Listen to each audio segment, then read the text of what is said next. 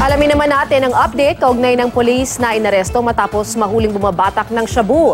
Nasa headquarters ng Las Piñas Police, Emil Sumangil. Emil?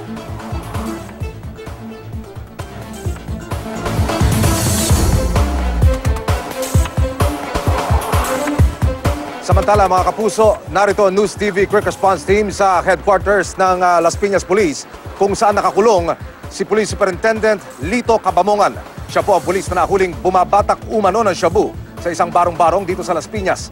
Sa ngayon, inaantabayan na ng resulta ng complete psychiatric assessment at confirmatory drug test sa inarestong pulis. Kung pagbabatayan umano mga kapuso, ang paunang psychiatric assessment kay Police Superintendent Lito Cabamongan, wala raw siyang kawala sa pagkakasibak ayon po sa hepe ng Philippine National Police Crime Laboratory. Lumalabas kasi na mayroong psychosis secondary to substance abuse si Cabamongan.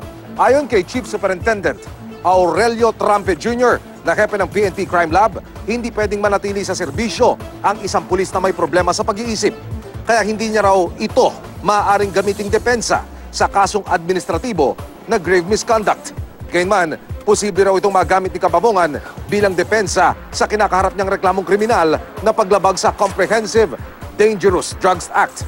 Ayon sa National Institute of Mental Health ng Amerika, ang psychosis ay isang kondisyon kung saan nahihirapan ang isang taong mapaghiwalay ang realidad sa hindi. Kabilang sa mga sintomas po nito ang pagkakaroon ng mga delusion at hallucination, incoherent na pagsasalita at mga kilos na hindi akma para sa sitwasyon. Ayon kay Chief Superintendent Trampe, posible raw na ang kondisyon ni Cabamongan ang ugat ng mga maling inaasal ng pulis, gaya ng napaulat na pagpupumilit niya umanong pumasok sa sinihan kahit walang ticket.